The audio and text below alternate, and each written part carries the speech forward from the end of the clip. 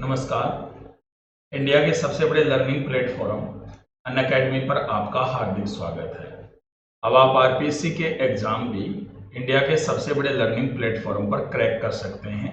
इसके लिए आपको प्लस सब्सक्रिप्शन लेना होगा और उसके बाद में आप पा सकते हैं अनलिमिटेड लाइव और रिकॉर्डेड कोर्सेज इंडिया के बेस्ट एजुकेटर से। तो जल्दी से सब्सक्राइब कीजिए अनअकैडमी को। मेरा नाम दामोदर प्रसाद शर्मा है। मेरा टीचिंग एक्सपीरियंस 15 इयर्स का है और मैंने टीचर एग्जाम क्लियर किया है 2018 में। मेरी जो क्लासेज है वो राजस्थान के 360 चैनल पर शाम को 7 बजे होती है। एक पर जो क्लास होती है वो होती है 3:55 स्पेशल क्लास और एक होती है 8:30। ठीक है, सबसे पहले आपको प्ले स्टोर में जाना है, अनअकैडमी का लर्निंग ऐप डाउनलोड करना है और उसके बाद मोबाइल नंबर के साथ साइन अप करना है। फ्री प्लान अनलॉक करने के लिए मेरा रेफरल कोड यूज करना है DAM10। यदि आप प्लस सब्सक्रिप्शन लेते हो तो आपको मिलेंगे डेली लाइव क्लासेस। आप अपने एजुकेटर के साथ चैट कर सकते हो, उनके साथ डिस्कस कर सकते हो, अपने डाउट पूछ सकते हो, आंसर पोल में भाग ले सकते हो जबकि क्लास चल रही होती है। आपको मिलेंगे स्ट्रक्चर कोर्सेज। आपको हमारे सारे कोर्सेज हैं वो एक ही लाइन में मिलेंगे जो आपके एग्जाम सिलेबस के अकॉर्डिंग होंगे और आपकी अच्छी तैयारी करने में सहायता करेंगे। लाइव टेस्ट एंड क्विजेज होंगे। आप अपनी तैयारी का मूल्यांकन कर पाओगे हमारे रेगुलर मॉक टेस्ट और क्विजेज के द्वारा और अपनी परफॉर्मेंस का डिटेल में एनालिसिस भी कर पाओगे। अनलिमिटेड एक्सेस मिलेगा। एक बार सब्सक्रिप्शन लेने के बाद आपको हमारे सारे लाइव और रिकॉर्डेड कोर्सेज है वो कंफर्टेबली आपके डिवाइस पर देखने को मिलेंगे।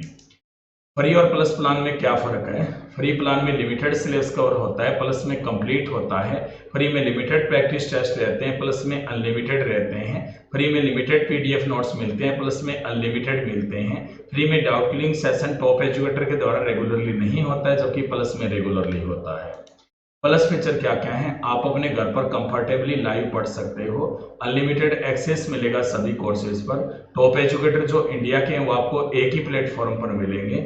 आप अपने सिलेबस को कवर कर पाओगे, अपने एग्जाम की कंप्लीट तैयारी कर सकते हो, रेगुलर डाउट क्लियरिंग सेशन में जा सकते हो, लाइव टेस्ट सीरीज में भाग ले सकते हो, स्टडी मटेरियल मिलेगा PDF फॉर्मेट में, आंसर राइटिंग सेशन रहेंगे, मेंटरशिप एंड गाइडेंस भी रहेगी।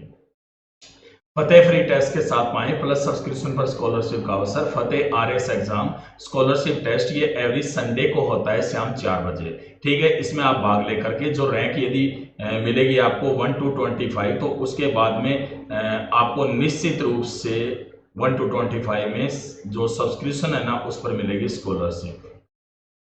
ठीक है, RPSC new announcement, boost your RPSC preparation with these amazing offer. यदि आप 12 महीने का सब्सक्रिप्शन लेते हो तो 2 महीने का सब्सक्रिप्शन मिलेगा फ्री और इसके बाद में यदि आप 24 महीने का सब्सक्रिप्शन लेते हो तो 3 महीने का सब्सक्रिप्शन आपको मिलेगा फ्री।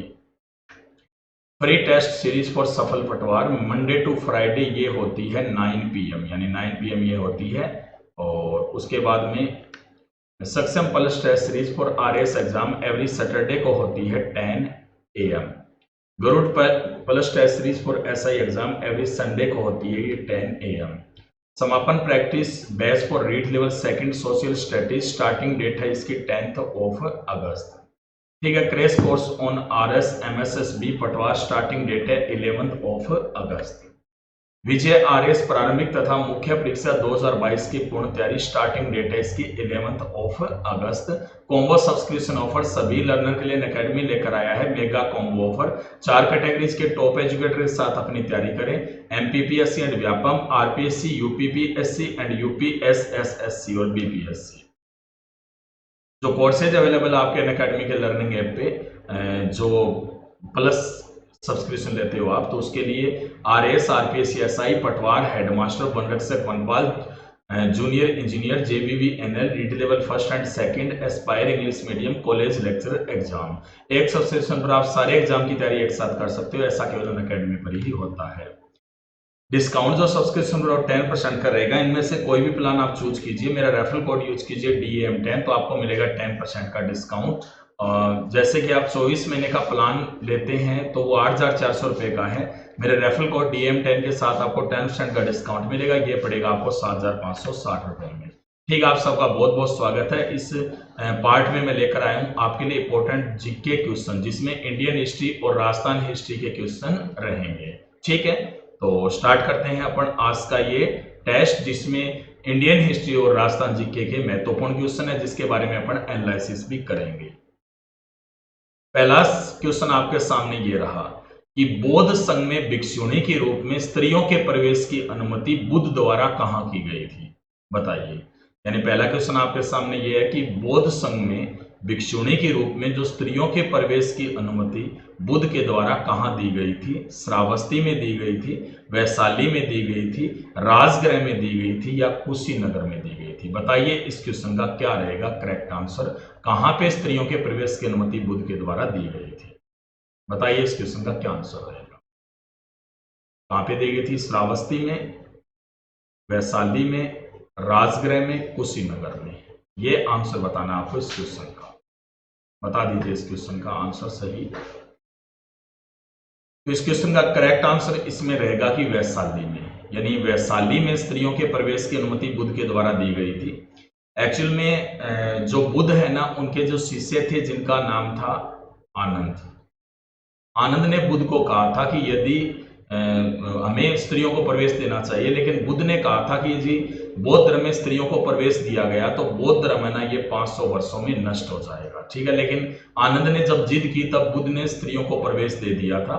और सबसे पहली जो बौद्ध धर्म में या बौद्ध संघ में प्रवेश करने वाली जो स्त्री थी ना, वो थी प्रजापति गौतमी, जो कि बुद्ध की मौसी थी, जिन्होंने बुद्ध का पालन किया था, ठीक है ना। ये सबसे पहली महिला थी जिसने बौद्ध धर्म में प्रवेश लिया था। अगला क्वेश्चन आपके सामने ये रहा कि कौन से किसके सिक्के हैं जिनके ऊपर बुद्ध का अंकन हुआ है, यानी बुद्ध का जो अंकन है ना वो किसके सिक्कों पर हुआ है, ये आपको आंसर बताना है। विम कडफिसस के सिक्कों पर, कनिष्क के सिक्कों पर, नहपाण के सिक्कों पर, या बुद्धगुप्त के सिक्कों पर? बताइए यानी कौन सा शासक है जिसके सिक्कों पर बुद्ध का अंकन हुआ है, ये आपको आंसर बताना है इस क्वेश्चन में। बताइए।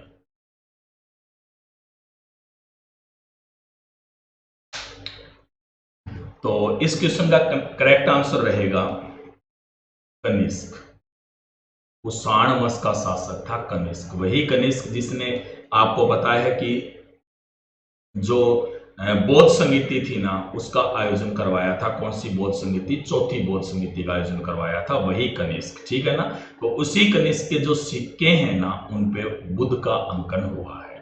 तो इसीलिए इस क्वेश्चन का करेक्ट आंसर इसमें कौन सा रहेगा? बी रहेगा, कनिष्क के सिक्कों पर बुद्ध का अंकन हुआ है, ठीक है। अगला क्वेश्चन ये रहा आपके सामने कि ऋग्वेद में अफगानिस्तान के साथ आर्यों के संबंध की सूचना कौन सी नदी प्रदान करती है, यानी इनमें से कौन सी नदी है जो ऋग्वेद में दरअसल आर्यों के संबंध की सूचना प्रदान करती है? ये आपको आंसर बताना है। अस्किनी नदी करती है, परुषणी नदी करती है, कुब्भा और क्रुमु नदी करती है, या विपाशा या स्तुद्री नदी करती है? बताइए क्या आंसर रहेगा इस क्वेश्चन में।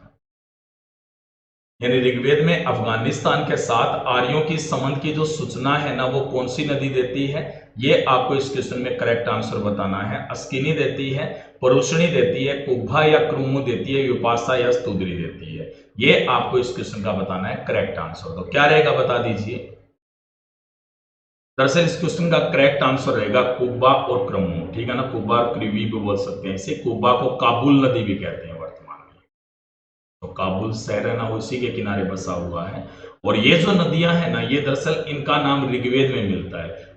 अब ऋग्वेद में नाम मिलता है इसका मतलब फिक्स है कि अफगानिस्तान के साथ जो आर्य थे ना उनका संबंध था, ठीक है। तो इसीलिए इस क्वेश्चन का करेक्ट आंसर इसमें क्या रहेगा? सी रहेगा। तो सी भाई इस क्वेश्चन का बिल्कुल करेक्ट आंसर है। अगला क्वेश्चन आपके सामने ये रहा कि इतिहास के ज्ञात स्रोतों के अनुसार जो श्रावस्ती नगर था उसकी आकृति कैसी थी? जो श्रावस्ती नगर है ना उसकी आकृति कैसी थी? इतिहास के ज्ञात स्रोतों के अनुसार आपको बताना है।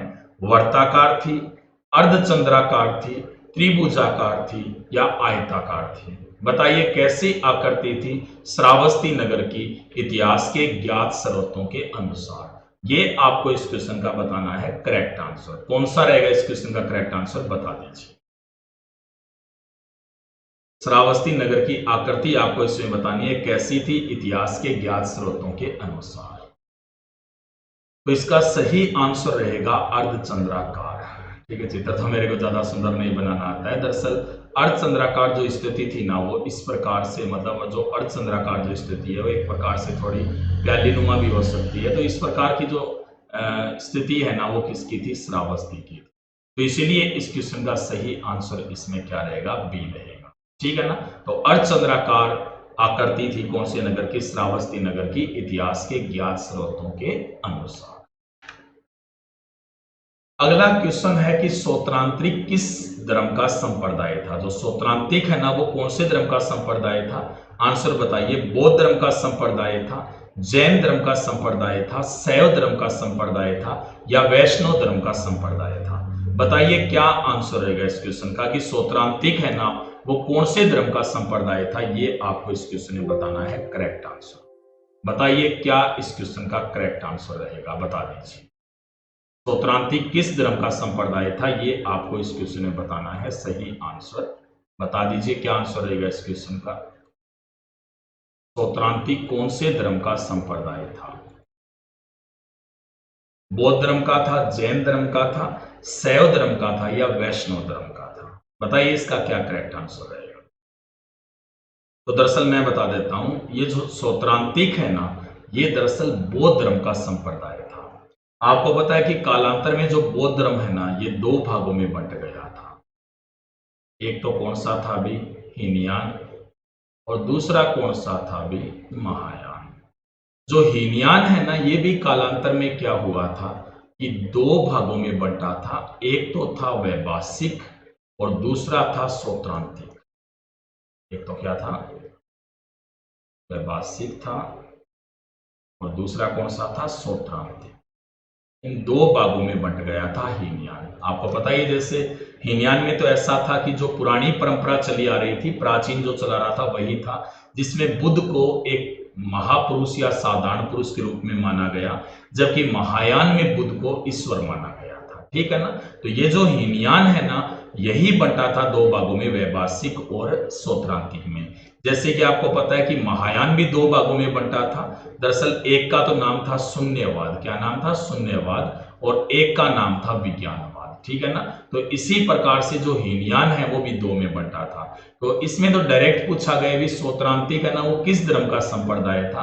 तो निश्चित है कि कौन से धर्म का संप्रदाय था? बौद्ध धर्म का। तो इसलिए इस क्वेश्चन का करेक्ट आंसर इसमें क्या रहेगा? ए रहेगा। तो ए भी इस क्वेश्चन का बिल्कुल करेक्ट आंसर है कि सोत्रांतिक किस धर्म का संप्रदाय था? तो सोत्रांतिक है ना, वो कौन से धर्म का संप्रदाय था? बौद्ध धर्म का संप्रदाय था। ठीक है। तो ए इस क्वेश्चन का बिल्कुल करेक्ट आंसर है। अगला क्वेश्चन आपके सामने ये रहा कि प्रथम गुप्त शासक कौन सा था जिसने परम भागवत की उपाधि को धारण किया था? यानी परम भागवत की उपाधि को धारण करने वाला इसमें पहला शासक कौन था? चंद्रगुप्त प्रथम था, समुद्रगुप्त था, चंद्रगुप्त द्वितीय था, या श्रीगुप्त था? बताइए। यानी प्रथम गुप्त शासक कौन था जिसने परम भागवत की उपाधि धारण की थी? ये आपको बताना है इस क्वेश्चन का करेक्ट आंसर। चंद्रगुप्त प्रथम ने की थी, समुद्रगुप्त ने की थी, चंद्रगुप्त द्वितीय ने की थी, या श्रीगुप्त ने की थी? बताइए क्या आंसर रहेगा इस क्वेश्चन। बताइए किसने दान की थी परम भागवत की उपाधि? चंद्रगुप्त प्रथम ने, समुद्रगुप्त ने, चंद्रगुप्त द्वितीय ने, या श्रीगुप्त ने? तो इसका सही आंसर रहेगा सी। परम भागवत है ना, दरअसल वो उपाधि दान करते थे जो वैष्णव होते थे। वैष्णव है ना, वो परम भागवत की उपाधि दान करते थे। गुप्त शासकों ने, कईयों ने परम भागवत की उपाधि दान की थी, मतलब स्कंदगुप्त ने भी की थी, कुमारगुप्त फर्स्ट ने भी की थी। लेकिन यहां पर अपना क्वेश्चन है कि सबसे पहले किसने दान की थी? तो सबसे पहले किसने दान की थी, इसका करेक्ट आंसर क्या रहेगा इसमें? चंद्रगुप्त द्वितीय ने दान की। ठीक है। तो इसीलिए इस क्वेश्चन का करेक्ट आंसर इसमें क्या रहेगा? सी रहेगा। तो सी इस क्वेश्चन का बिल्कुल करेक्ट आंसर है। चंद्रगुप्त द्वितीय के द्वारा परम भागवत की उपाधि को धारण किया गया। ठीक है।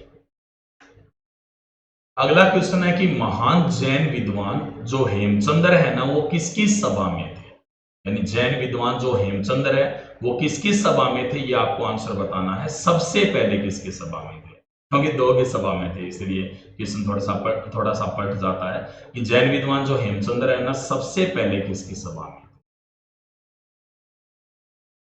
अमोघ वर्ष की सभा में थे, कुमारपाल की सभा में थे, जयसिंह सिद्धराज की सभा में थे, या विद्याधर की सभा में थे, बताइए।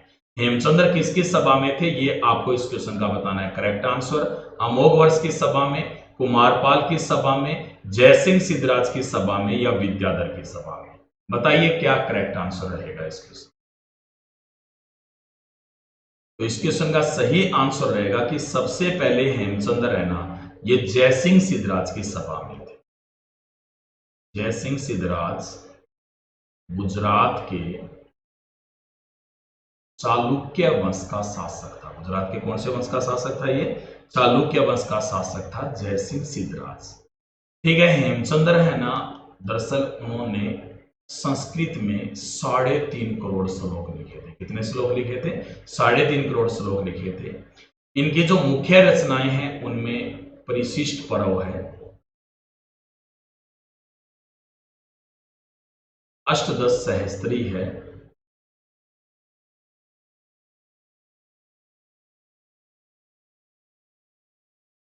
ठीक है ना, और त्रिषष्टि शलाका पुरुष चरित्र, त्रिषष्टि शलाका पुरुष चरित्र। वैसे कहते हैं कि जो परिशिष्ट पर्व है ना, ये त्रिषष्टि शलाका पुरुष चरित्र का ही भाग माना जाता है, ठीक है ना। तो ये मुख्य ग्रंथ थे जो किसने लिखे थे, हेमचंद्र ने। अब मैंने सबसे पहले इसलिए लिखा क्योंकि हेमचंद्र बाद में कुमारपाल की सभा में भी थे, ठीक है। जो कुमारपाल है ना, चालुक्य वंश का शासक, इसकी सभा में भी हेमचंद्र थे। दरअसल चालुक्य वंश के जो शासक है ना, वो पहले शैव होते थे, लेकिन जो कुमारपाल है ना, उसने हेमचंद्र की प्रभाव में आकर के जैन धर्म ग्रहण कर लिया था। कौन सा धर्म ग्रहण किया था, जैन धर्म ग्रहण कर लिया था। किसने, कुमारपाल ने। किसके प्रभाव में आकर के किया था, हेमचंद्र के प्रभाव में आकर किया था, ठीक है। हालांकि इस क्वेश्चन का सही आंसर इसमें क्या रहेगा, सी रहेगा। तो सी इस क्वेश्चन का बिल्कुल करेक्ट आंसर है।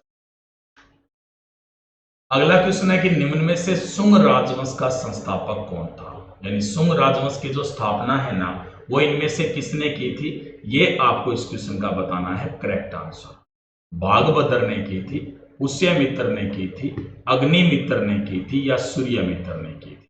भागभद्र, पुष्यमित्र, अग्निमित्र, सूर्यमित्र, किसके द्वारा सुंग राजवंश की स्थापना की गई थी, ये आपको इस क्वेश्चन का बताना है। करेक्ट आंसर बताइए किसने की थी सुंग राजवंश की स्थापना, बता दीजिए। बिल्कुल इजी सा क्वेश्चन आपके सामने, आपने बहुत बार पढ़ा होगा इससे, कि सुंग राजवंश का संस्थापक इनमें से कौन था। तो दरअसल इसका करेक्ट आंसर रहेगा कि जो सुंग राजवंश है ना, उसका जो संस्थापक है उसका नाम क्या था, पुष्यमित्र सुंग था। क्या नाम था, पुष्यमित्र सुंग है ना, बी रहेगा इस क्वेश्चन का करेक्ट आंसर। यानी पुष्यमित्र सुंग है, उसी के द्वारा कौन से राजवंश की स्थापना की गई थी, सुंग राजवंश की स्थापना की गई, ठीक है। दरअसल जो पुष्यमित्र सुंग है उसने 185 ईसा पूर्व में, कब की घटना है ये, 185 ईसा पूर्व की है। इसने दरअसल मौर्य वंश के शासक, कौन से वंश के, मौर्य वंश के शासक, जिसका नाम क्या था अभी, बृहदर्थ था। क्या नाम था, बृहदर्थ, उसकी इसने हत्या की थी। बृहदर्थ की इसने हत्या की थी, किसने, पुष्यमित्र सुंग ने। और बृहदर्थ की हत्या करने के बाद इसने मौर्य वंश का तो अंत कर दिया था, और उसके बाद में इसने कौन से वंश की स्थापना कर दी थी, सुंग वंश के। यानी सुंग राजवंश का संस्थापक पुष्यमित्र सुंग था। इसने दरअसल बृहदर्थ की हत्या की थी। इसकी जो जानकारी है, बृहदर्थ की इसने जो हत्या की थी, इसकी जो जानकारी है वो अपने को मिलती है एक ग्रंथ में जिसका नाम है हर्षचरित। कौन से ग्रंथ में मिलती है भी, हर्षचरित में मिलती है।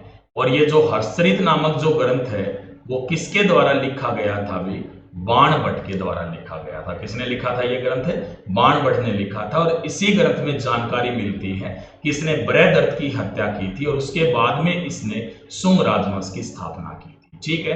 तो बी इस क्वेश्चन का बिल्कुल करेक्ट आंसर रहेगा, ठीक है। चलते हैं अपन नेक्स्ट क्वेश्चन में, अगला क्वेश्चन क्या आपके लिए देख लेते हैं। अगला क्वेश्चन आपके सामने ये रहा कि जो गीत गोविंद है उसका रचयिता कौन था। गीत गोविंद की रचना इनमें से किसने की थी, ये आपको आंसर बताना है। दोई ने की थी, गोवर्धनाचार्य ने की थी, जयदेव ने की थी या लक्ष्मण सेन ने की थी। बताइए क्या आंसर रहेगा इस क्वेश्चन।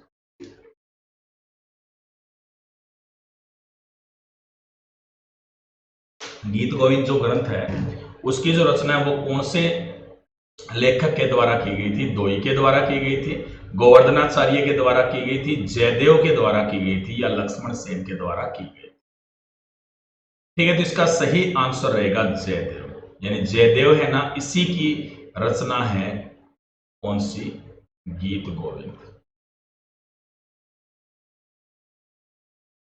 ठीक है, एक्चुअल में जो जयदेव है ये जो बंगाल में सेन राजवंश था ना उनके काल में हुआ था ये। ठीक है ना, आपको पता ही है गीत गोविंद पर टीका भी लिखी थी ना कुंभा ने, अपना राजस्थान में पढ़ते हैं तो, और उसका नाम क्या था, रसिक प्रिया। रसिक प्रिया नामक जो टीका लिखी थी गीत गोविंद पर वो किसने लिखी थी, कुंभा ने लिखी थी। ये जो गीत गोविंद है ना इसका जो रचयिता था वो कौन माना जाता है, जयदेव। तो इसीलिए इस क्वेश्चन का करेक्ट आंसर इसमें क्या रहेगा, सी रहेगा। अगला क्वेश्चन है कि औरंगजेब कौन सा वाद्य यंत्र बजाता था। यानी औरंगजेब है ना उसके द्वारा कौन सा वाद्य यंत्र बजाया जाता था, ये आपको आंसर बताना है। सितार बजाता था, पखावज बजाता था, वीणा बजाता था या इनमें से कोई नहीं। बताइए औरंगजेब के द्वारा कौन सा वाद्य यंत्र बजाया जाता था, ये आपको आंसर बताना है। ये सितार बजाता था, पखावज बजाता था या वीणा बजाता था या इनमें से कोई नहीं। ये आपको बताना है इस क्वेश्चन का करेक्ट आंसर, कौन सा वाद्य यंत्र औरंगजेब के द्वारा बजाया जाता था। तो इसका करेक्ट आंसर रहेगा वीणा वाद्य यंत्र। ठीक है ना, यानी जो औरंगजेब है ना वो कौन सा वाद्य यंत्र बजाता था, वीणा नामक वाद्य यंत्र बजाता था। दरअसल ये जो वीणा नामक वाद्य यंत्र है ये औरंगजेब के द्वारा तब बजाया जाता था जब ये शासक नहीं था। इसने शासक बनते ही दरअसल क्या किया था कि संगीत पर प्रतिबंध लगा दिया था। संगीत पर पूरी तरह से प्रतिबंध लगा दिया था किसने, औरंगजेब ने। दरअसल इसने एक्चुअल में जो संगीतकार है ना उन्होंने इसका विरोध भी किया था और विरोध स्वरूप उन्होंने क्या किया था कि संगीत का जनाजा भी निकाला था। कहते हैं कि औरंगजेब के सामने से गुजर रहे थे ताकि औरंगजेब शर्मिंदा हो जाए और वो संगीत की अनुमति दे दे। लेकिन औरंगजेब ने पहले पूछा कि ये किसका जनाजा है, तो उन्होंने बता दिया अभी ये संगीत का जनाजा है, मर गया है संगीत। औरंगजेब ने कहा था कि इसको इतने नीचे दफना देना कि आवाज ही नहीं निकले। ठीक है, मतलब साफ था कि औरंगजेब संगीत को बिल्कुल पसंद नहीं करता था। हालांकि ये शासक बनने के बाद ऐसा करने लगा था, पहले ये वीणा नामक वाद्य यंत्र का वादन करता था। ठीक है, तो सी इस क्वेश्चन का बिल्कुल करेक्ट आंसर रहेगा कि औरंगजेब द्वारा कौन सा वाद्य यंत्र बजाया जाता था, वीणा नामक वाद्य यंत्र बजाया जाता था। अगला क्वेश्चन आपके सामने ये रहा कि कौन सा सुल्तान है जिसने इक्ता व्यवस्था की शुरुआत की थी। यानी इक्ता व्यवस्था की शुरुआत है ना वो किसके द्वारा की गई थी, इल्तुतमिश के द्वारा की गई थी, बलबन के द्वारा की गई थी, अलाउद्दीन खिलजी ने की थी या उक्त में से कोई नहीं। ये आंसर बताना आपके इस क्वेश्चन का कि इक्ता व्यवस्था की जो शुरुआत है ना इनमें से कौन से शासक के द्वारा की गई थी, इल्तुतमिश के द्वारा, बलबन के द्वारा, अलाउद्दीन खिलजी के द्वारा या उक्त में से कोई नहीं। क्या रहेगा इस क्वेश्चन का करेक्ट आंसर बता दीजिएगा, इक्ता व्यवस्था की शुरुआत करने वाला कौन था। ठीक है, इल्तुतमिश था, बलबन था, अलाउद्दीन खिलजी था या उक्त में से कोई नहीं। दरअसल इसका करेक्ट आंसर रहेगा कि इसकी शुरुआत मेनली इल्तुतमिश ने की। हालांकि इसके बारे में सबसे पहले जो शुरुआत है वो मोहम्मद गोरी के द्वारा मानी जाती है। इसने मोहम्मद गोरी, चूंकि ऑप्शन नहीं है वरना तो मोहम्मद गोरी आता। एकता व्यवस्था का मतलब क्या था कि इसमें जो सैनिक होते थे ना उन्हें वेतन के बदले जागीर दी जाती थी। वेतन के बदले क्या दी जाती थी, उन्हें जागीर दी जाती थी और उसे ही कौन सी व्यवस्था कहा जाता था, एकता व्यवस्था कहते थे। ठीक है, हालांकि इल्तुतमिश ने इसे संस्था का रूप दिया था। यानी पूर्णतः इसे लागू करने वाला जो सुल्तान है ना वो दरअसल इल्तुतमिश ही माना जाता है। ठीक है, तो इसलिए इस क्वेश्चन का करेक्ट आंसर इसमें क्या रहेगा, ए रहेगा। जो इल्तुतमिश है ना उसी के द्वारा एकता व्यवस्था की शुरुआत की गई थी। ठीक है, तो ए इस क्वेश्चन का भी बिल्कुल करेक्ट आंसर। ठीक है, अगला क्वेश्चन आपके सामने ये रहा कि आबू के जो दिलवाड़ा जैन मंदिर है, आबू है ना, वहां पे दिलवाड़ा जैन मंदिर है सिरोही में, ये किससे बने हुए हैं?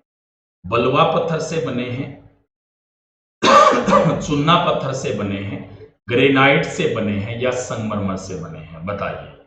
आबू के जो दिलवाड़ा जैन मंदिर है वो इनमें से किससे बने हुए हैं? ये आपको आंसर बताना है। बलुआ पत्थर से, चुन्ना पत्थर से, ग्रेनाइट से, या फिर संगमरमर से? बताइए इस क्वेश्चन का क्या रहेगा करेक्ट आंसर।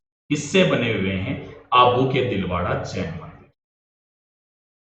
तो इसका बिल्कुल करेक्ट आंसर रहेगा कि ये किससे बने हैं? संगमरमर से बने हैं। ठीक है ना, संगमरमर से बने हैं। दरअसल चालुक्य वंश का शासक था भीमदेव फर्स्ट, ठीक है, उसी का सेनापति था जिसका नाम था विमल साहे, ठीक है, उसके द्वारा इन मंदिरों का निर्माण करवाया गया था। और ये जैन धर्म से संबंधित है। कौन से धर्म से? जैन धर्म से संबंधित मंदिर माने जाते हैं। और ये जो जैन धर्म से संबंधित मंदिर है ना, इनमें सबसे जो प्रसिद्ध मंदिर है वो ऋषभ देव का माना जाता है। किसका माना जाता है? ऋषभ देव, जिन्हें आदिनाथ भी कहा जाता है। क्या कहते हैं उन्हें? आदिनाथ भी कहते हैं। और आपको पता है कि टोटल जो तीर्थंकर है ना जैन धर्म में, उनकी संख्या कितनी है? 24 है। तो ये जो ऋषभ देव या आदिनाथ है ना, ये दरअसल प्रथम जैन तीर्थंकर माने जाते हैं। ऋषभ देव आदिनाथ क्या थे?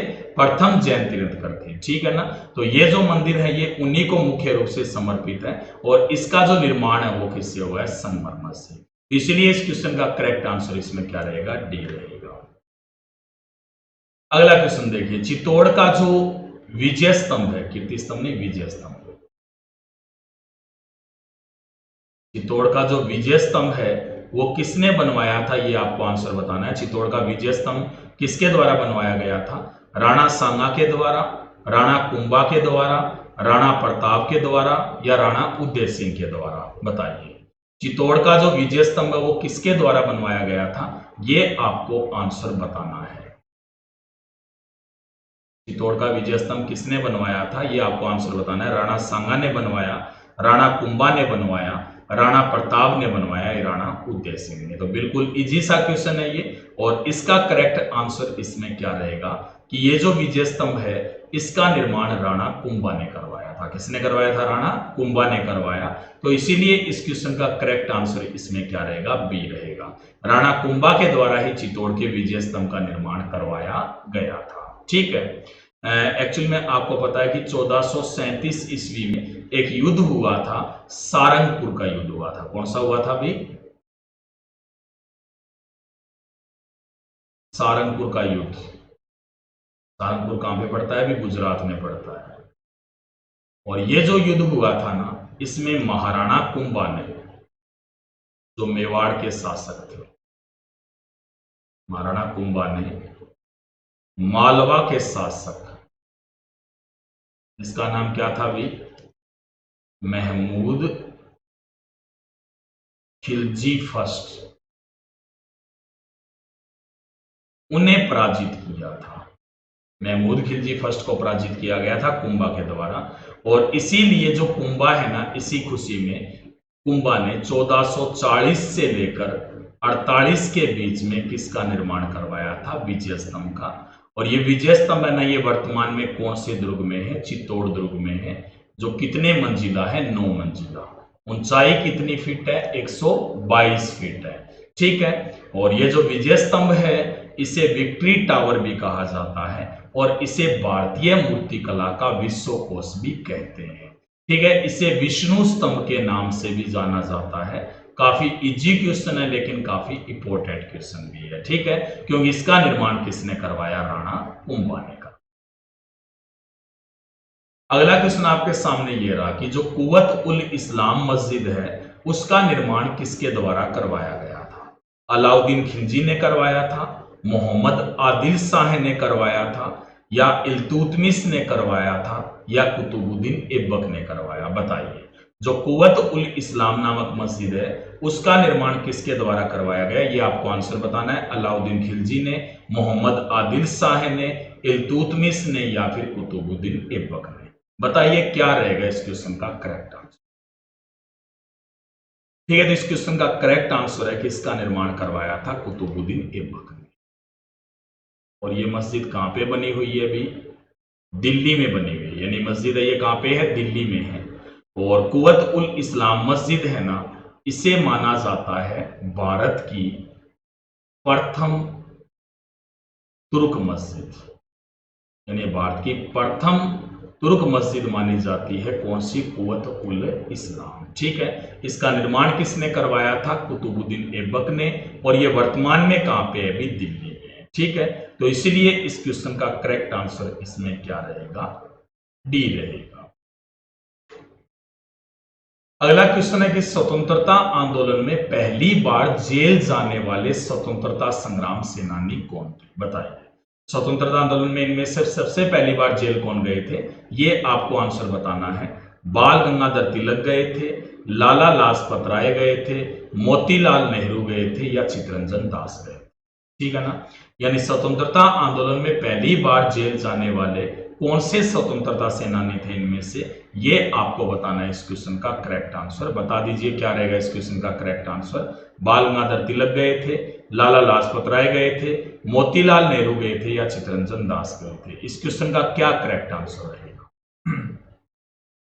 तो इस क्वेश्चन का बिल्कुल करेक्ट आंसर रहेगा कि पहली बार जेल जाने वाले स्वतंत्रता संग्राम सेनानी थे बाल गंगाधर तिलक। ठीक है ना, यानी बाल गंगाधर तिलक है ना, वही पहली बार जेल गए थे स्वतंत्रता आंदोलन के बाद में। क्योंकि आपको पता है बाल गंगाधर तिलक है ना, इससे पहले कांग्रेस की जो नीति है ना, वो इस प्रकार की थी कि वो दरअसल उदारवादी तरीका अपनाते थे। लेकिन बाल गंगाधर तिलक है ना, उन्होंने ही सबसे पहले उग्रवादी युग स्टार्ट किया था। ठीक है ना, उग्र विचार थे इनके, और दरअसल उग्र विचारों से अंग्रेजों को घेरते थे बाल गंगाधर तिलक। ठीक है, तो यही सबसे पहली बार जेल गए थे, तो इसीलिए इस क्वेश्चन का सही आंसर इसमें क्या रहेगा, ए रहेगा। तो ए इस क्वेश्चन का बिल्कुल करेक्ट आंसर। अगला क्वेश्चन आपके सामने ये रहा कि जो रजिया सुल्तान है वो किसकी पुत्री थी, रजिया सुल्तान है वो किसकी पुत्री थी, ये आपको आंसर बताना है। इल्तुतमिश की पुत्री थी, कुतुबुद्दीन ऐबक की पुत्री थी, बलबन की पुत्री थी, या अलाउद्दीन खिलजी की पुत्री थी, बताइए। यानी जो रजिया सुल्तान है वो किसकी पुत्री थी, ये आपको आंसर बताना है। इल्तुतमिश की, कुतुबुद्दीन ऐबक की पुत्री थी, बलबन की पुत्री थी, या अलाउद्दीन खिलजी की पुत्री। बताइए इस क्वेश्चन का क्या रहेगा करेक्ट आंसर, किसकी पुत्री थी रजिया सुल्तान, ये आपको आंसर बताना है। इल्तुतमिश, कुतुबुद्दीन ऐबक, बलबन, या फिर अलाउद्दीन खिलजी, बता दीजिए। बिल्कुल इजी सा क्वेश्चन है ये भी, आसानी से आप इसका आंसर दे सकते हो। इल्तुतमिश, कुतुबुद्दीन ऐबक, बलबन, अलाउद्दीन खिलजी, क्या रहेगा इस क्वेश्चन का करेक्ट आंसर। इस क्वेश्चन का करेक्ट आंसर रहेगा इल्तुतमिश। ठीक है ना, जो रजिया सुल्तान है वो दिल्ली के सुल्तान इल्तुतमिश की पुत्री थी। इल्तुतमिश जो 1211 से लेकर के 1236 तक दिल्ली सल्तनत के क्या रहे थे, सुल्तान रहे। ठीक है, दरअसल इल्तुतमिश ने ही पहली बार यही घोषित किया था कि उसके बाद उसकी पुत्री है ना, उसे ही शासक पद पे बिठाया जाए, किसको, रजिया सुल्तान को। ठीक है ना, और आपको पता है कि जो रजिया सुल्तान है ना, ये दिल्ली की प्रथम महिला सुल्तान मानी जाती है। यानी भारत में जो प्रथम महिला सुल्तान है वो किसे माना जाता है, वो रजिया सुल्तान को ही माना जाता है। ठीक है, तो ये किसकी पुत्री थी, इल्तुतमिश की, तो इसीलिए इस क्वेश्चन का करेक्ट आंसर इसमें क्या रहेगा, ए रहेगा। अगला क्वेश्चन आपके सामने ये रहा कि तराइन की जो पहली लड़ाई है ना, वो किसके मध्य हुई थी, अलाउद्दीन खिलजी और पृथ्वीराज चौहान थर्ड के मध्य हुई थी, फिरोज तुगलक और पृथ्वीराज चौहान थर्ड के मध्य हुई थी, गयासुद्दीन तुगलक और पृथ्वीराज चौहान थर्ड के मध्य हुई थी, या मोहम्मद गोरी और पृथ्वीराज चौहान थर्ड के मध्य हुई थी, बताइए। जो तराइन का पहला युद्ध है ये किस किस के मध्य हुआ था, ये आपको बताना है इस क्वेश्चन का करेक्ट आंसर। अलाउद्दीन खिलजी और पृथ्वीराज चौहान थर्ड के मध्य, फिरोज तुगलक और पृथ्वीराज चौहान थर्ड के मध्य, गयासुद्दीन तुगलक और पृथ्वीराज चौहान थर्ड के मध्य, मोहम्मद गोरी और पृथ्वीराज चौहान थर्ड के मध्य। बताइए क्या रहेगा इस क्वेश्चन का करेक्ट आंसर।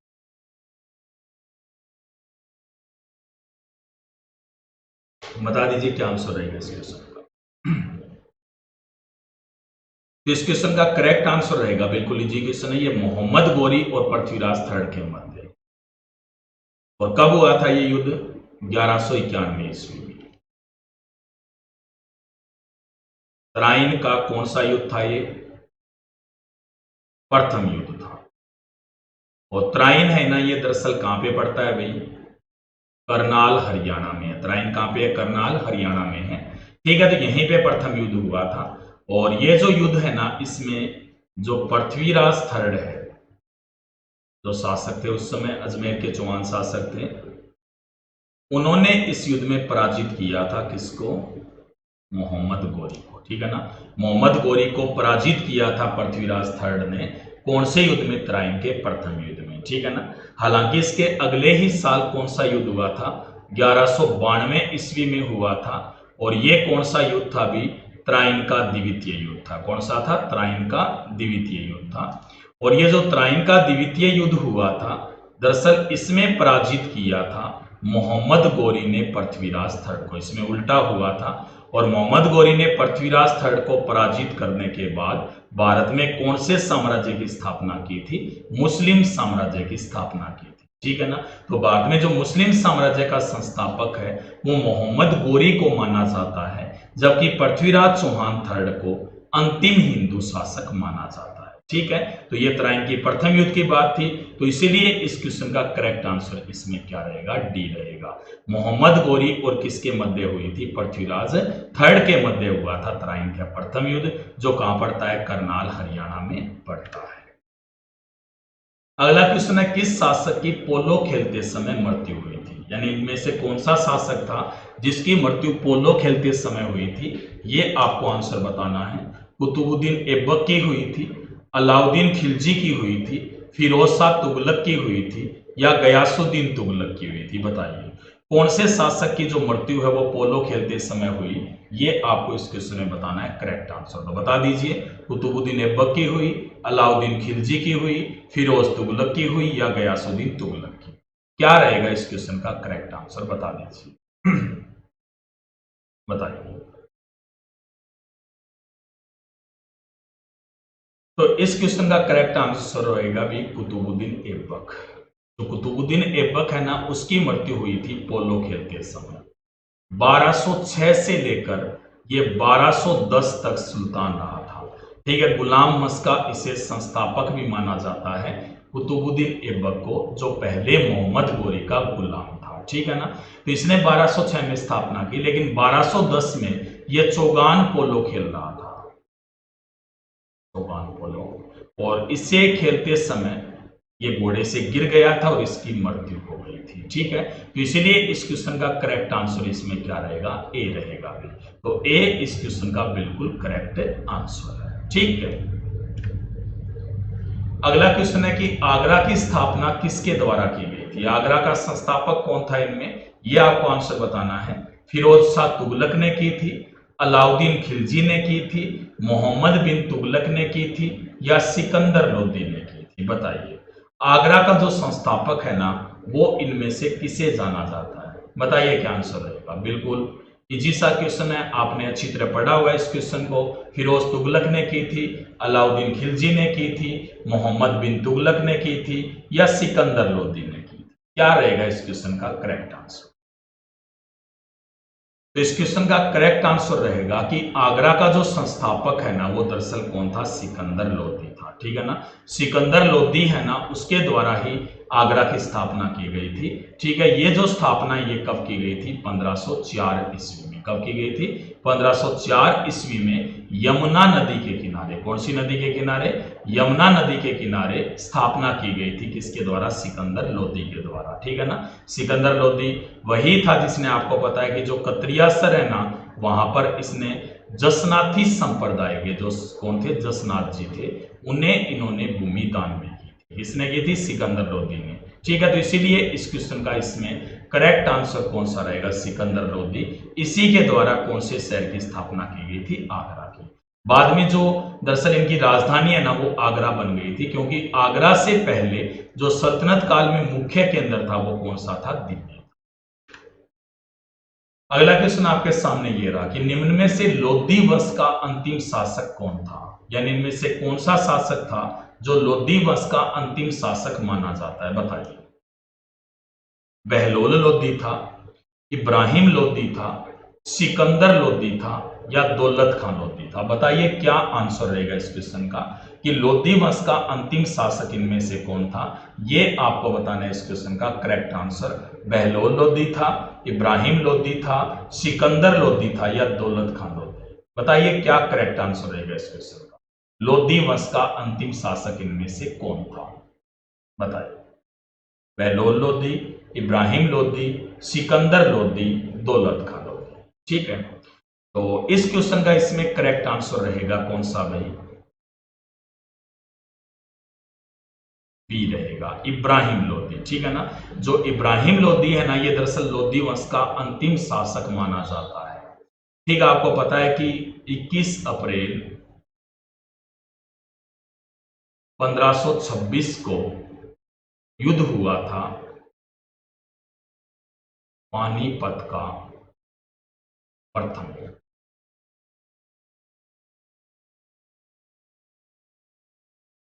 पानीपत का कौन सा युद्ध हुआ था? प्रथम युद्ध हुआ था। और इसमें जो बाबर है ना, उसने पराजित कर दिया था किसको? इब्राहिम लोधी को। और इब्राहिम लोधी को पराजित करके इसने लोधी वंश का अंत किया था। और इसी युद्ध के बाद में बाबर ने कौन से वंश की स्थापना की थी? मुगल वंश की। ठीक है, इब्राहिम लोधी इस युद्ध में मारा भी गया था और इतिहासकार कहते हैं कि ये दिल्ली सल्तनत का यानी सल्तनत काल का एकमात्र सुल्तान था जो युद्ध भूमि में मारा गया था। बाकी कोई भी सुल्तान ऐसा नहीं था जो युद्ध भूमि में मारा गया हो। केवल ऐसा जो सुल्तान है वो इनमें से कौन था? इब्राहिम लोधी था जो युद्ध भूमि में मारा गया था। ठीक है, तो इसीलिए इस क्वेश्चन का करेक्ट आंसर इसमें बी रहेगा। ठीक है, और ऐसा नियामतुल्ला नामक इतिहासकार ने कहा था। किसने कहा था? नियामतुल्ला नामक इतिहासकार ने कहा था कि इब्राहिम लोधी एकमात्र सुल्तान था दिल्ली सल्तनत का जो युद्ध मैदान में मारा गया। ठीक है, तो इसीलिए इस क्वेश्चन का करेक्ट आंसर इसमें क्या रहेगा? बी रहेगा, इब्राहिम लोधी, जो दिल्ली सल्तनत का भी अंतिम सुल्तान था। न कि लोधी वंश का बल्कि दिल्ली सल्तनत का भी अंतिम सुल्तान किसे माना जाता है? किसे माना जाता है? इब्राहिम लोधी को माना जाता है। ठीक है, वैसे जो लोधी वंश है ना, इसका जो संस्थापक था ना वो बहलोल लोधी था। उसके बाद इनका मुख्य शासक हुआ था सिकंदर लोधी और अंतिम शासक था इब्राहिम। अगला क्वेश्चन अभी आया था, वैसे क्वेश्चन ये, दिल्ली पर राज करने वाली पहली महिला मुस्लिम शासक कौन थी? बताइए। दिल्ली पर राज करने वाली पहली जो महिला मुस्लिम शासक थी ना वो कौन थी? मुमताज थी, नूरजहां थी, रजिया सुल्तान थी या कोई नहीं? बताइए क्या आंसर रहेगा इस क्वेश्चन। यानी दिल्ली पर राज करने वाली पहली जो महिला सुल्तान है वो इनमें से कौन थी? मुमताज थी, नूरजहां थी, रजिया सुल्तान थी या कोई नहीं? क्या आंसर रहेगा इस क्वेश्चन का? कौन थी पहली महिला मुस्लिम शासक दिल्ली पर राज करने वाली? बताइए क्या रहेगा इस क्वेश्चन का करेक्ट आंसर।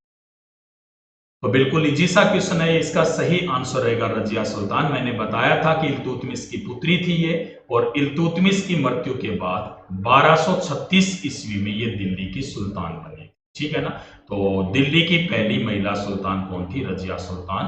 1236 से लेकर 1240 तक रही थी। हालांकि महिला थी इसलिए काफी विरोध होना शुरू हुआ था और इसी कारण ये हमेशा विरोधों में ही उलझी रही थी। जो रजिया सुल्तान थी ना वो हमेशा एक प्रकार से विरोधों में ही उलझी रही थी। ठीक है, तो इसका सही आंसर इसमें क्या रहेगा? सी रहेगा। तो ये पहली महिला मुस्लिम शासक मानी जाती है दिल्ली पर शासन करने वाली। ठीक है, चलते हैं पर नेक्स्ट क्वेश्चन में। अगला क्वेश्चन क्या आपके लिए देख लेते हैं। कुतुब मीनार का कार्य किसने पूर्ण करवाया था? कुतुबुद्दीन ऐबक ने पूर्ण करवाया था, अलाउद्दीन खिलजी ने पूर्ण करवाया था, इल्तुतमिश ने पूर्ण करवाया था या गयासुद्दीन तुगलक ने पूर्ण करवाया? बताइए। जो कुतुब मीनार है ना उसका कार्य किसने पूरा करवाया? ये आपको इस क्वेश्चन में बताना है। करेक्ट आंसर कुतुबुद्दीन ऐबक ने, अलाउद्दीन खिलजी ने, इल्तुतमिश ने या गयासुद्दीन तुगलक ने? बताइए क्या आंसर रहेगा इस क्वेश्चन। इस क्वेश्चन का क्या करेक्ट आंसर रहेगा ये आपको बताना है। आंसर बता दीजिए क्या करेक्ट आंसर रहेगा इसका, कि दरअसल इसके द्वारा पूरा कराया गया था निर्माण। ये आपको आंसर बताना है इस क्वेश्चन का। बता दीजिए क्या आंसर रहेगा इस क्वेश्चन का भी। बिल्कुल इजी सा क्वेश्चन है, इसका सही आंसर रहेगा कि कुतुब मीनार का निर्माण कार्य पूर्ण करवाया था किसने? इल्तुतमिश। सी रहेगा इस क्वेश्चन का सही आंसर। जो कुतुब मीनार है ना, ये आपको पता है कहां पे स्थित है? ये दिल्ली में है, ठीक है ना। और इसका निर्माण प्रारंभ किसने करवाया था? कुतुबुद्दीन ऐबक ने। किसने करवाया था? कुतुबुद्दीन ऐबक है ना, उसके द्वारा इसका निर्माण कार्य प्रारंभ करवाया गया था, ठीक है ना। जब इसने कुतुब मीनार बनाई थी ना, तो उसका जो प्रयोग है वो अजान के लिए किया जाता था। और इसकी कितने मंजिलें थी? कुल 4 मंजिलें थी। कितनी मंजिल थी? 4। कहते हैं कि बाद में ऊपरी मंजिल पर बिजली गिर गई तो 3 मंजिलें रही थी। बाद में जो 2 मंजिलें हैं ना, उनका निर्माण किसने करवाया था? इल्तुतमिश। किसने करवाया? इल्तुतमिश ने।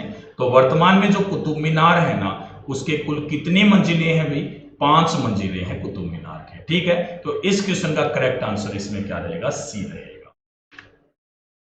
अगला क्वेश्चन है कि लाख बख्श के नाम से कौन जाना जाता था? इनमें से कौन सा शासक है जिसे लाख बख्श नाम से जानते थे? यह आपको आंसर बताना है। बाबर को जाना जाता था, अकबर को जाना जाता था, कुतुबुद्दीन ऐबक को जाना जाता था, या इल्तुतमिश को जाना जाता था? बताइए इनमें से कौन सा शासक है जिसे लाख बख्श कहते थे? ये आपको आंसर बताना है इस क्वेश्चन का। बाबर को, अकबर को, कुतुबुद्दीन ऐबक को, या इल्तुतमिश को? लाख बख्श के नाम से किसे जाना जाता था? इनमें बताइए इस क्वेश्चन का क्या रहेगा करेक्ट आंसर। तो इस क्वेश्चन का सही आंसर रहेगा इसमें कुतुबुद्दीन ऐबक, ठीक है ना। तो सी इस क्वेश्चन का बिल्कुल करेक्ट आंसर है। कुतुबुद्दीन ऐबक है ना, दरअसल इसे ही किस नाम से जाना जाता था? लाख बख्श के नाम से जाना जाता था, ठीक है ना। लाख बख्श इसे कहते थे। सी रहेगा इस क्वेश्चन का करेक्ट आंसर। मैंने पहले ही बताया था कि इसे ही गुलाम मस्त का संस्थापक माना जाता है, और इसने यह स्थापना कब की थी? 1206 ईस्वी। अगला क्वेश्चन है कि किसके शासनकाल में सबसे अधिक मंगोल आक्रमण हुए थे? ठीक है ना, मंगोलों के जो आक्रमण है ना, वो सबसे ज्यादा किसके काल में हुए थे? ये आपको बताना है इस क्वेश्चन में सही आंसर। बताइए किसके शासनकाल में हुए थे? फिरोज तुगलक के शासनकाल में हुए थे, मोहम्मद बिन तुगलक के शासनकाल में हुए थे, बलबन के शासनकाल में हुए थे, या अलाउद्दीन खिलजी के शासनकाल में? किसके शासनकाल में सबसे अधिक मंगोल आक्रमण हुए? ये आपको बताना है इस क्वेश्चन का करेक्ट आंसर। फिरोज तुगलक के शासनकाल में, मोहम्मद बिन तुगलक के शासनकाल में, बलबन के शासनकाल में, अलाउद्दीन खिलजी के शासनकाल में?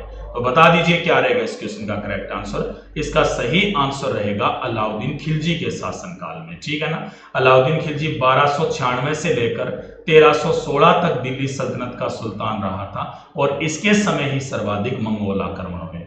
वैसे सबसे पहले जो मंगोल आक्रमणों की जो शुरुआत है ना, वो दरअसल वैसे इल्तुतमिश के समय हो चुकी थी।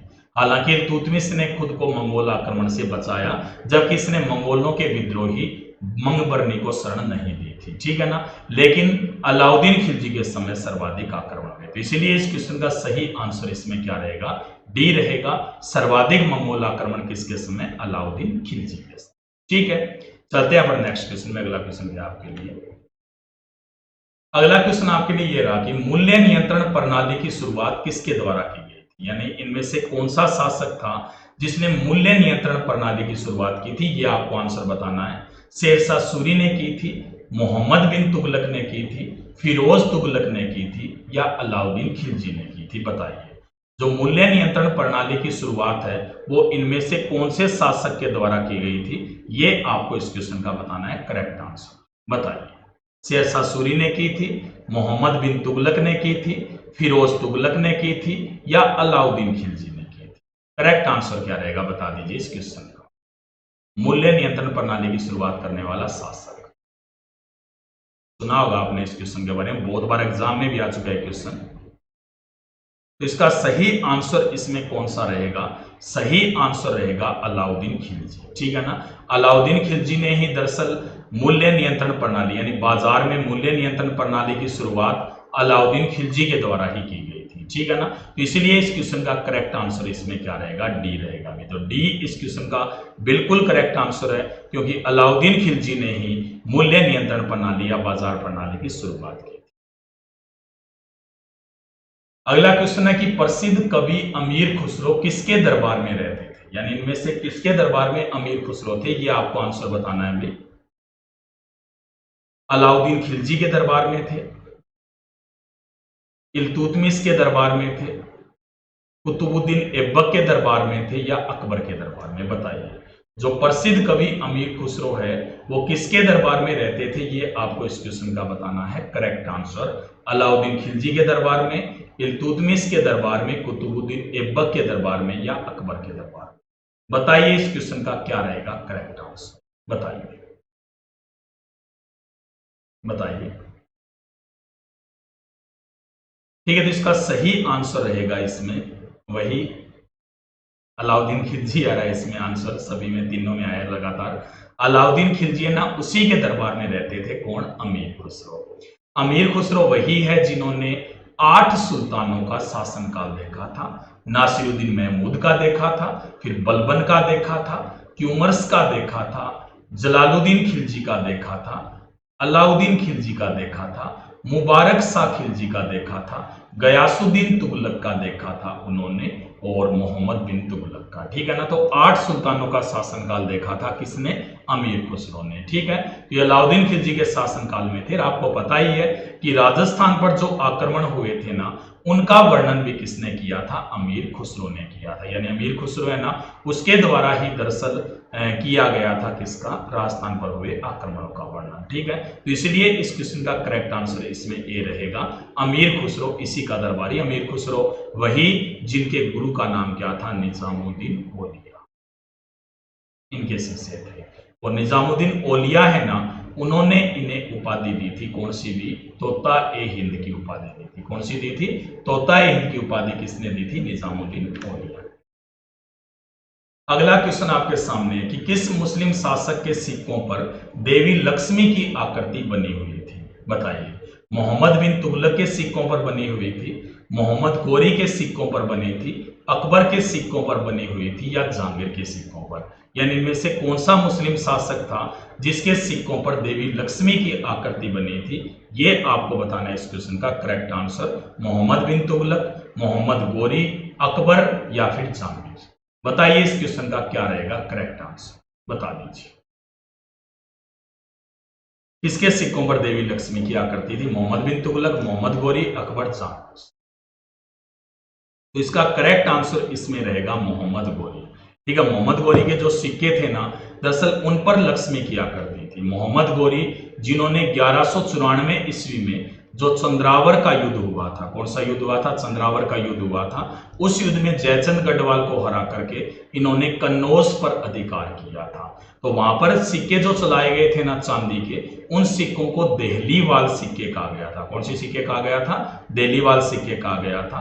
ये जो सिक्के थे ना, इनके एक तरफ तो मोहम्मद पैगंबर का नाम था, जबकि दूसरी तरफ किसकी आकृति बनी हुई थी? लक्ष्मी की आकृति। ठीक है ना, तो इसलिए इस क्वेश्चन का करेक्ट आंसर इसमें क्या रहेगा? बी रहेगा। यह प्रथम मुस्लिम शासक था जिसने हिंदू देवी देवताओं के चित्र वाले सिक्के चलाए थे।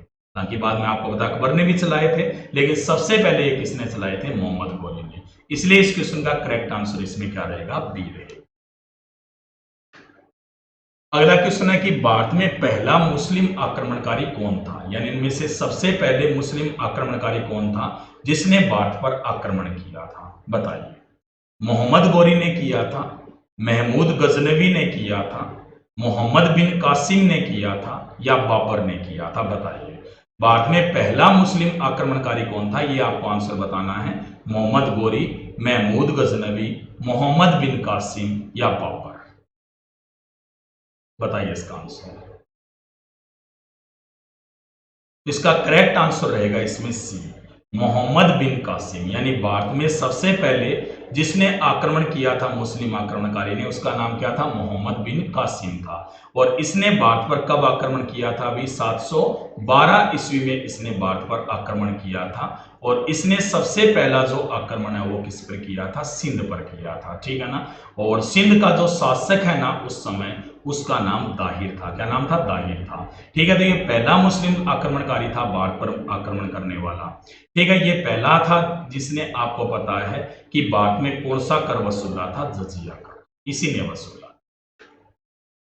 अगला क्वेश्चन है कि महमूद गजनवी ने भारत पर कितनी बार आक्रमण किया था? जो महमूद गजनवी है ना, उसने भारत पर कितनी बार आक्रमण किया था? 12 बार किया था, 15 बार किया था, 17 बार किया था, या 18 बार किया था? बताइए। जो महमूद गजनवी है उसके द्वारा भारत पर कितनी बार आक्रमण किया गया, ये आपको आंसर बताना है। 12 बार, 15 बार, 17 बार या 18 बार। ठीक है, इसका करेक्ट आंसर इसमें रहेगा सी, यानी महमूद गजनवी ने भारत पर कितनी बार आक्रमण किया था? 17 बार किया था। 1000 से लेकर 1027 तक महमूद गजनवी ने भारत पर कुल कितने आक्रमण किए थे? 17 किए। ठीक है, तो इसलिए इस क्वेश्चन का करेक्ट आंसर सी रहेगा। अगला क्वेश्चन आपके सामने ये रहा कि महमूद गजनवी के सभी आक्रमणों में सर्वाधिक महत्वपूर्ण आक्रमण कौन सा था? नारायणपुर पर आक्रमण था 1002 में, मुल्तान बठिंडा पर था 1004 में, कालिंजर पर था 1019 से 23, या सोमनाथ पर था 1025। सर्वाधिक महत्वपूर्ण आक्रमण कौन सा था?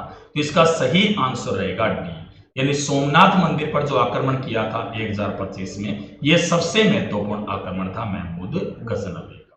ठीक है, तो ये आज के क्वेश्चन हो गए। और मेरी जो क्लासेज है वो आपको पता है 7 बजे होती है राजस्थान 360 चैनल पे अकेडमी के। स्पेशल क्लास 3:55 और एक 8:30 PM होती है। ठीक है, तो आप या आपका कोई मित्र यदि अकेडमी का कोर्स लेना चाहता है किसी भी प्रकार का, तो मेरा रेफरल कोड यूज कीजिएगा DM10, तो आपको मिलेगा 10% का डिस्काउंट। यदि वीडियो पसंद आए तो उसे लाइक जरूर कीजिएगा, शेयर भी कीजिएगा, और राजस्थान 360 चैनल को सब्सक्राइब करना मत भूलिएगा। ठीक है, चैनल को सब्सक्राइब भी कीजिएगा। यह आपका अकेडमी है जो बहुत ही अच्छा प्लेटफॉर्म है यदि आप किसी भी प्रकार की तैयारी करते हो। बेल आइकन को भी प्रेस कीजिएगा ताकि आपको नोटिफिकेशन मिल जाए। बहुत बहुत धन्यवाद।